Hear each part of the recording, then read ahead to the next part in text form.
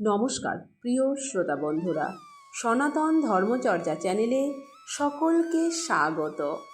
বিপত্তারিণী পুজো 2026 রথযাত্রা উৎসব শুরু, অর্থাৎ সামনেই আসছে হিন্দু ধর্মের অত্যন্ত পবিত্র জনপ্রিয় একটি ব্রত, মা বিপত্তারিণী ব্রত।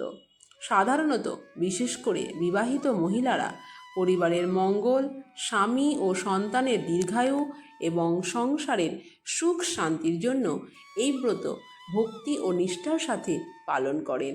তবে বর্তমানে নারী পুরুষ নির্বিশেষে সকলেই এই ব্রত পালন করেন।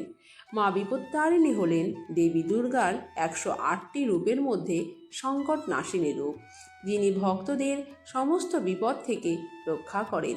বিশ্বাস করা হয় যে ভক্তি ভরে এই ব্রত পালন করলে সংসারের অশান্তি দূর হয়, পরিবারের সকল সদস্য সুস্থ ও নিরাপদে থাকেন এবং মা নিজে ভক্তের জীবনের সমস্ত বাধা বিপত্তি দূর করে আশীর্বাদ করেন।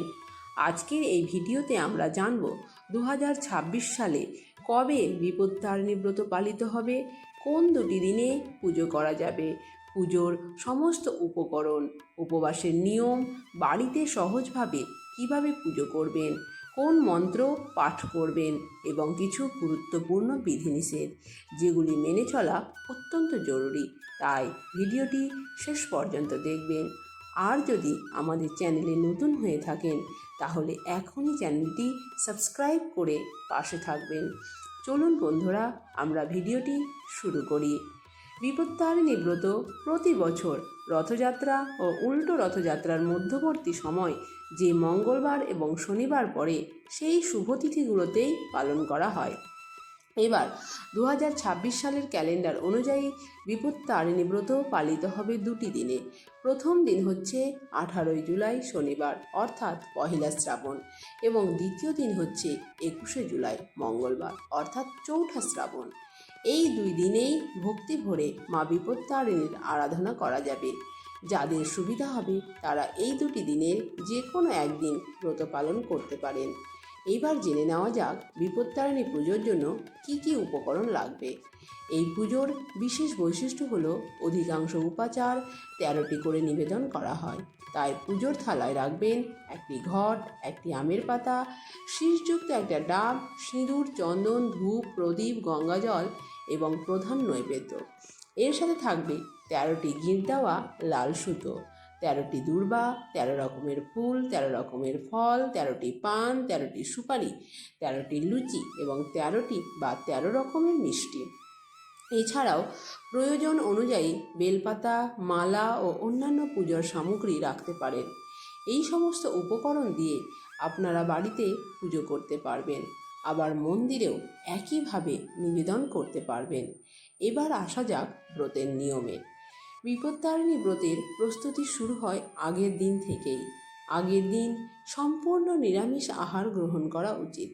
সম্ভব হলে সারাদিন সংযম ও ভগবানের স্মরণে কাটানোর চেষ্টা করবেন। পুজোর দিন সকালে স্নান সেরে পরিষ্কার পোশাক পরে ঠাকুর ঘর পরিষ্কার করে পুজোর প্রস্তুতি নেবেন। এরপর ঘট স্থাপন করে সমস্ত নৈবেদ্য সুন্দর করে সাজিয়ে দেবেন। পুজোর সময় হাতে ফুল ও 13টি দূর্বা নিয়ে প্রথমে এই মন্ত্র পাঠ করবেন। নমঃ সর্বমঙ্গল মঙ্গলে শিবে সর্বার্থ সাধিকে শরণ্যে ত্র্যম্বকে গৌরী নারায়ণী নমস্তুতে। এই মন্ত্র উচ্চারণ করে ফুল ও দূর্বা ঘটে অথবা দেবীর চরণে নিবেদন করবেন। এরপর হাতে ফুল ও বেলপাতা নিয়ে 3 বার বলবেন, জয় মা বিপত্তারিণী দেবীর জয়।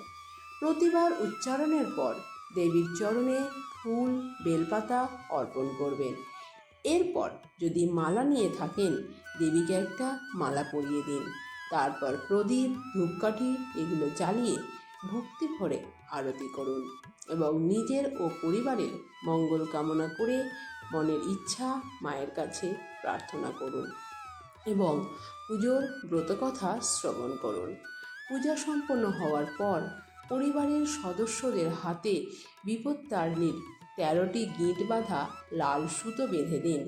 নিয়ম অনুযায়ী মহিলারা বাম হাতে এবং পুরুষরা ডান হাতে এই ডোর বা সুতো ধারণ করেন। অন্তত 3 দিন এই ডোর হাতে রাখা শুভ বলে মনে করা হয়। অনেকে আবার সারা বছর এটি ধারণ করেন। এবার আমরা জানব উপবাস ভঙ্গের নিয়ম। অঞ্জলি ও পুজো সম্পন্ন হওয়ার আগে কিছুই খাওয়া উচিত নয়।